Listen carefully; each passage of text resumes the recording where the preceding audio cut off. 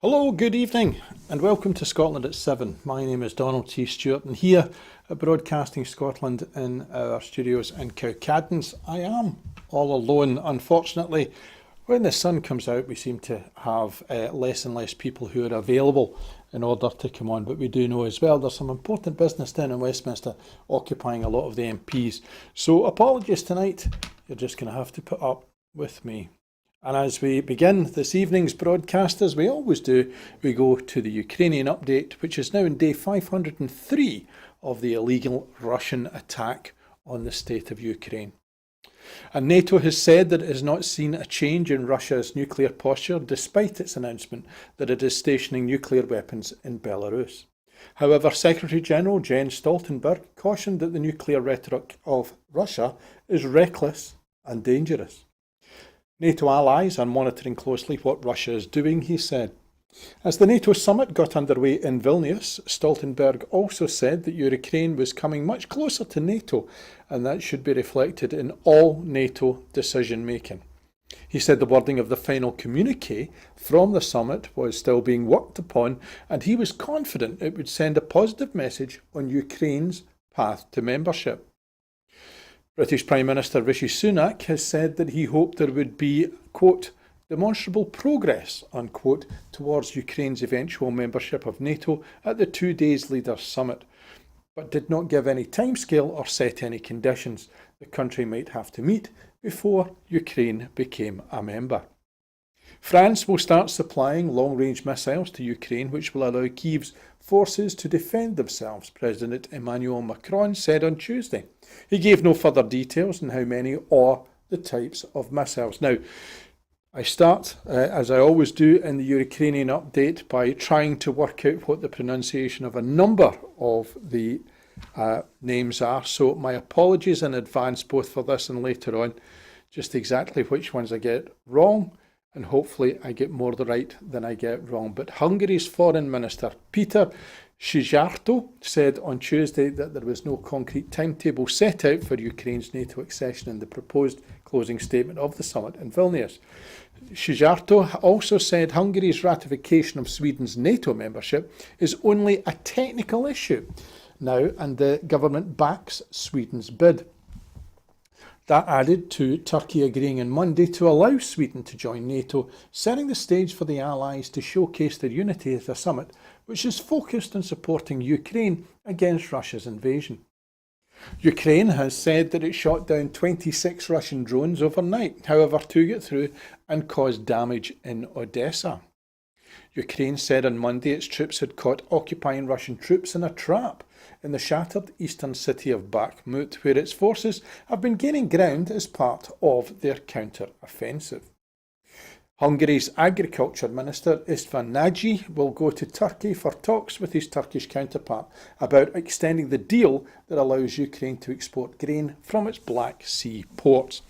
And finally, Russian President Vladimir Putin met with Yevgeny Prigozhin, the Wagner leader, on the 29th of June, just days after a short-lived rebellion by the mercenary chief and his private army. And this, according to the Kremlin spokesperson, Dmitry Peskov.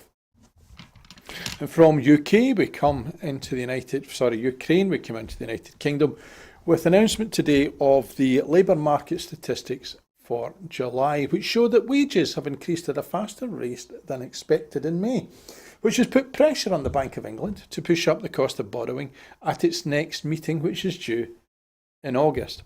Earnings growth hit 7.3% in the 3 months to May, compared with a year earlier, driven by the strongest rise in private sector pay growth outside the pandemic period of 7.7%.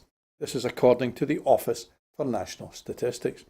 It was the joint highest since modern records began, way back in 2001. City analysts had expected wage growth to ease to 7.1%. Pay growth was also revised up for the previous month to 7.3% from 7.2%. And speaking at the Mansion House annual dinner in the City on Monday, the Bank of England Governor Andrew Bailey and the Chancellor Jeremy Hunt both warned that wage restraint would be needed to bring down high inflation. The Governor said current levels of price and wage increases were inconsistent with reducing inflation, now sitting at 8.7%, to the government's target of 2%. Despite the rise in headline wage growth, real pay when taking inflation into account, according to the ONS data, is down by 0.8%. The ONS said public sector wages rose by 5.8% in the 3 months to May, whilst earnings jumped by 9% in the finance and business services sector, which covers jobs in the city, accountancy and the legal professions, as well as advertising and marketing. Paul Nowick, the General Secretary of the TUC, said that the government must stop scapegoating workers for its failures. He added, wages are not driving inflation, they are not even keeping up with it. In the public sector and lower paid private sector industries, pay is even further behind. The ONS data also showed the unemployment rate in the UK increased from 3.8% to 4%, and employment growth fell back, indicating that the jobs market is cooling at a faster rate than forecast. At 3.2%, Scotland's unemployment rate was well below the UK rate of 4%. The figures show more young people in Scotland are in employment than in the rest of the UK under the SNP. According to data from the Scottish Government, the estimated employment rate for 16 to 24-year-olds in Scotland is 56.9%, which is compared to 53.7% in the rest of the UK, fairly favourably. There are 4,700 more young people in employment in Scotland this year and over 300,000 young people in work in Scotland.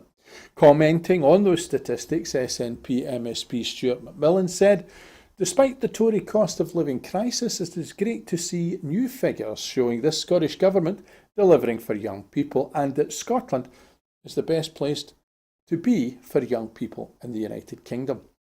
With more young people in Scotland securing employment opportunities than previously and than their counterparts in the rest of the UK, it is clear the support and opportunities being provided by the SNP are having a positive impact. More economic news today when the UK 2-year fixed mortgage rates hit the highest level since 2008. This is the 2-year fixed mortgage rates in the UK rising to that highest level since the 2008, of course. We know 2008 because it was the financial crisis, and this has added to pressure on homeowners. So a typical 2-year deal has risen to 6.66%, up from 6.63% just yesterday and Monday. This is according to the data provider Moneyfacts. It is the highest rate since 2008, which is bad news for homeowners whose deals are coming to an end and who need to remortgage soon.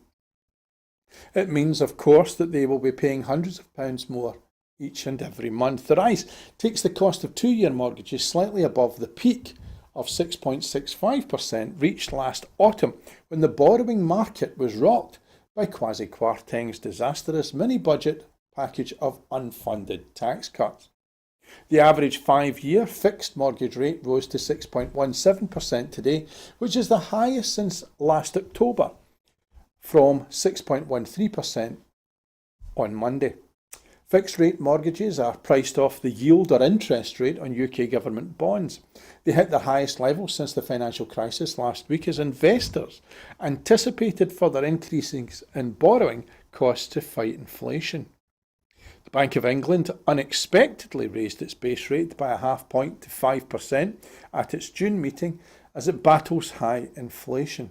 Financial markets have penciled in a 70% chance of another half-point rise to 5.5% at the August meeting.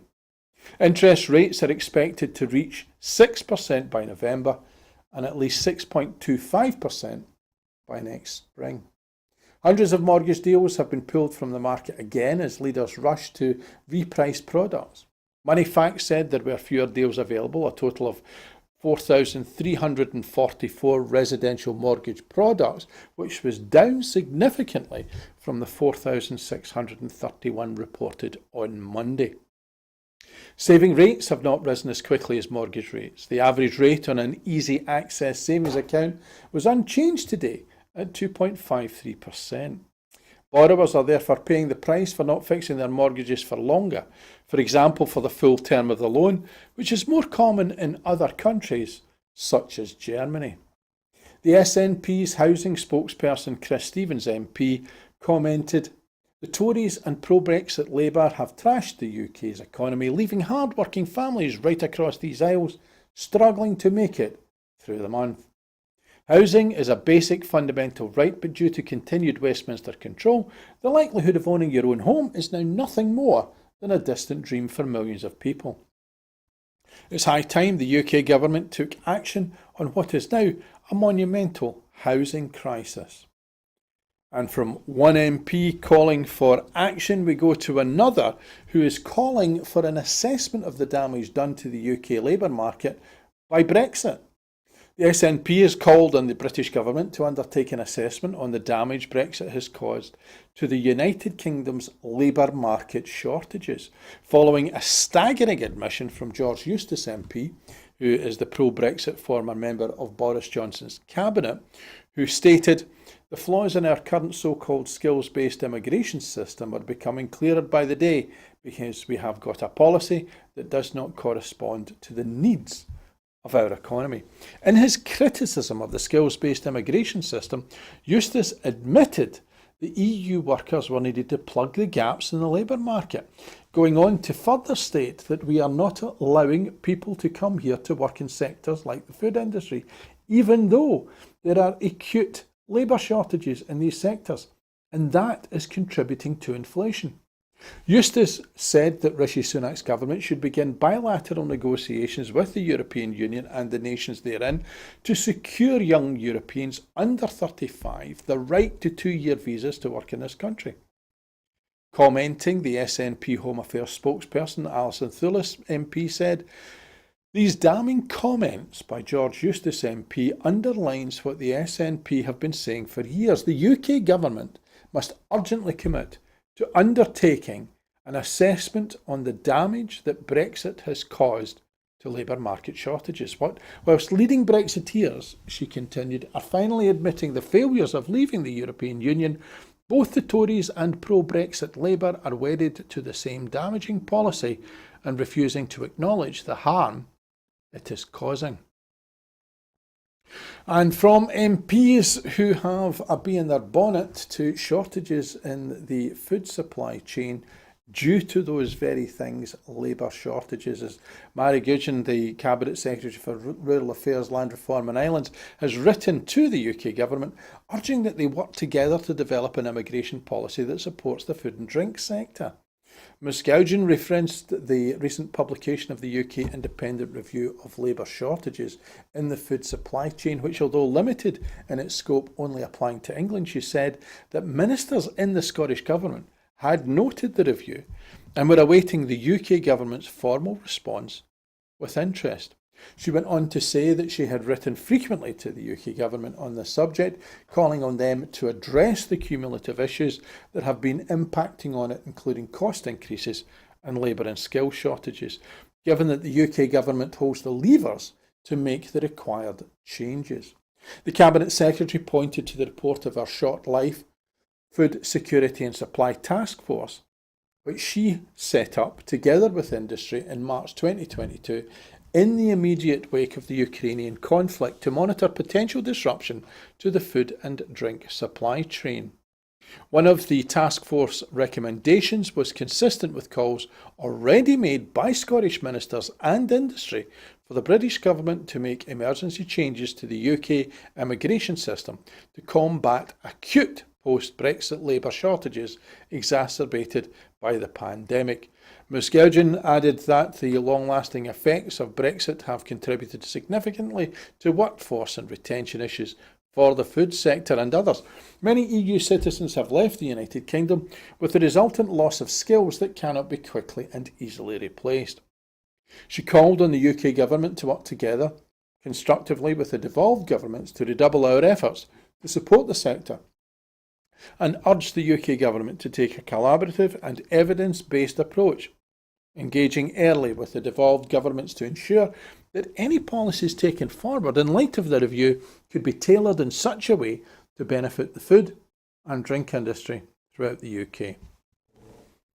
Staying with things that MPs have been dealing with, we have a call today for an independent inquiry into whether the Scottish Tory Member of Parliament, David Duguid, broke the ministerial code. The SNP has called for a full independent inquiry into the Scottish Tory MP David Duguid because revelations that Mr Duguid had criticised the idea of a windfall tax on energy companies but had not declared his wife's £50,000 worth of shares in energy giant BP. He had previously voted against proposals to examine the impact of increasing taxes on energy companies and has spoken out against potential windfall taxes on not one, not two, not even three, but 4 separate occasions since 2022. The accusations against Mr Duguid come in the wake of the revelations in The Guardian about 41 members of Parliament with shareholdings in listed companies. Tommy Shepherd MP has written to both the Cabinet Office and the Parliamentary Commissioner for Standards, demanding full transparency on the issue. Commenting, he went on to say serious questions must now be asked as to whether David Duguid broke the ministerial code by failing to declare his wife's huge shares in BP.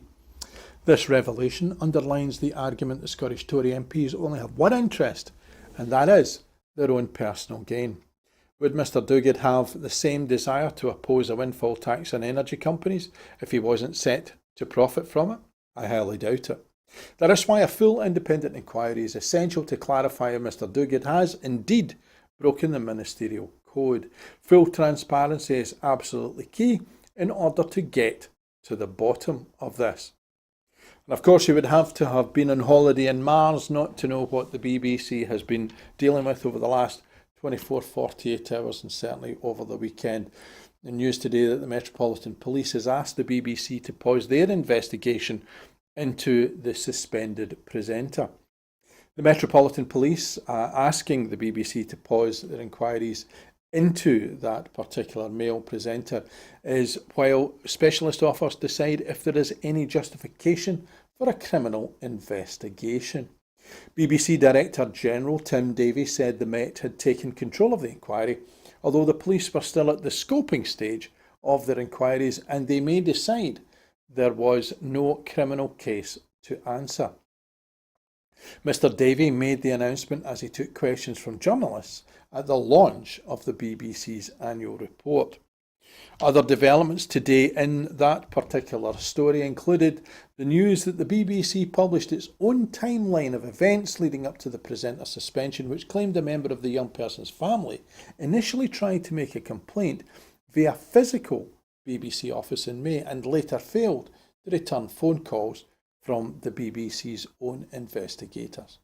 Tim Davie said the initial complaint was, and I quote, very serious but not criminal, unquote, unlike the claims put to the BBC by The Sun last week that the young person may have been 17 when contact began. The Director General confirmed the presenter was informed of the allegations against him only last week, which was when The Sun contacted the BBC. The Director General said the BBC had a duty of care to the suspended presenter, suggesting they were providing him with support and declined to comment on suggestions that blackmail may well have been involved. The young person at the heart of the story, it was revealed today, has said that the Sun's claim of illegal behaviour are rubbish. The BBC published its annual list of its highest earning stars also today. Davie went on to say that the young person's family initially attempted to complain about the presenter by walking into a local BBC office in May. They then called the BBC's complaints line. He said this was then passed to the BBC's internal investigations team, which concluded that it was worth pursuing. On the basis of the information they had at that point, it did not involve an allegation of criminality, but it was nonetheless very serious, said Davie. The investigations team twice attempted to contact the individual who had made complaint, but received no response, which resulted in the investigation being paused. The young person's mother later took the allegations to the Sun newspaper, claiming payments from the BBC presenter helped fund her child's crack cocaine habit. She alleged her child was 17 years old when they started talking online with the BBC employee. In a statement, the young person's lawyer said, and I quote, "For the avoidance of doubt, nothing inappropriate or unlawful has taken place between our client and the BBC personality, and the allegations reported in the Sun newspaper are rubbish." The lawyer also said they had contacted the Sun to tell them the story was wrong, but Sun journalists did not include the young person's denial in their story. And from there we go to UNICEF, as celebrities have backed UNICEF and their appeal for urgent UK government child support. Celebrities including Andy Murray, actor David Harewood and singer-songwriter Rita Ora have joined children's charities and childhood development experts to call for a national baby and toddler guarantee. They have signed an open letter to Prime Minister Rishi Sunak demanding urgent action to help people with babies and young children to access vital services in England. Organised by UNICEF UK, the letter says families are struggling to access services which include maternity health visiting, mental health support, affordable high-quality childcare and support for special educational needs and disabilities. Children's centres and child care settings have shut. Health visitor appointments have been lost because of staff cuts, and mental health support for parents and children is hard to access, the letter says. The baby and toddler guarantee would set out the basic services every young child is entitled to and ensure they get the proper support that they need wherever they live. The actors Olivia Colman and Ewan McGregor, the former journalist and politician Martin Bell, the TV presenter Kat Daly and the explorer Levison Wood have also signed the appeal, alongside the NSPCC, Save the Children UK and the Royal College of Paediatrics and Child Health. John Sparks, UNICEF's UK's chief executive, said, "Every child deserves a bright future, but as families recover from the impacts of the pandemic and face unprecedented rises in the cost of living, this future is under threat." Basic services like health visits and mental health care provide essential support that households need during these turbulent times. They should be there for every baby and young child during the vital early years, but across the country this isn't the case and urgent action is needed. A petition calling for the UK government to commit to the guarantee has been signed by almost 50,000 members of the public. And from one appeal we move to something slightly less appealing, as there's news today that Donald Trump asked for classified documents trial to take place after the 2024 election. News that he asked the federal judge overseeing the Mar-a-Lago classified documents case to indefinitely postpone setting a trial date in court filings on Monday, and suggested at a minimum that any scheduled trial should not take place until after the 2024 presidential election. The paper submitted by Trump's lawyers in response to the US Justice Department's motion to hold the trial this December made clear the ex-president's aim to delay proceedings as their guiding strategy. The case could be dropped if Trump was to win the election.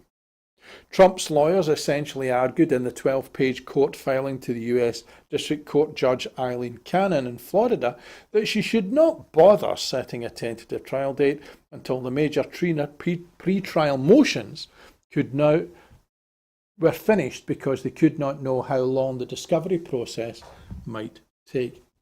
Trump was charged with retention of national defense information, including US nuclear secrets, and plans for US retaliation in the event of an attack, which means his case will be tried under the rules laid out in the Classified Information Procedures Act, or CIPA. CIPA provides a mechanism for the government to charge cases involving classified documents without risking the grey mail problem, where the defence threatens to reveal classified information at trial, but the steps that have to be followed mean it takes longer to get to trial, although Time-consuming, Kipper, in some ways is straightforward, and the statute outlines that the judge should establish a timetable for the classified discovery at the very start of the process at what is known as a Section 2 hearing, which all parties agreed on Monday could take place on the 18th of July, which is 1 week from today. The process includes the government turning over all of the classified information they want to use to the defence in discovery like any other criminal case, in addition to the non-classified discovery that is done in a separate process. Trump's lawyers argued the amount of discovery the government is making the material available in batches because there is so much evidence and it has not finished processing everything that came from search warrants, meant that they could not know how long the process would take. The filing also complained that the Justice Department's proposed December trial date did not reflect precedent, such as with former NSA analyst, reality winner, who was charged with retaining national defence information in June 2017 and only went to trial in October the following year, 2018. In arguing against the December trial date, Trump's lawyer suggested there would be challenges in selecting a jury ahead of the 2024 election, for which Trump is the forerunner for the Republican nomination, and so the trial should wait until after it was over. Meanwhile, today in Atlanta, Georgia, a grand jury is expected to consider charges against ex-President Trump and his Republican allies for their efforts to overturn the 2020 election. Fulton County District Attorney Fani Willis launched the investigation in early 2021, shortly after Trump tried to overturn his loss by calling Georgia's Secretary of State, Brad Raffensperger, and suggested that the state's top election official could help him, and I'm quoting here, find 11,780 votes, unquote. The grand jury does not decide guilt, only if Ms. Willis has enough evidence to move her case forward, and who should face indictment. And today marks the 28th anniversary of the Srebrenica genocide, and this is where we end tonight. It is the 28 years since the genocide in Srebrenica in 1995, when 8,372 Bosniak civilians were brutally murdered. This year, 30 victims who have been newly identified will be buried at the Memorial Centre in Potočari. Emir Suljagic,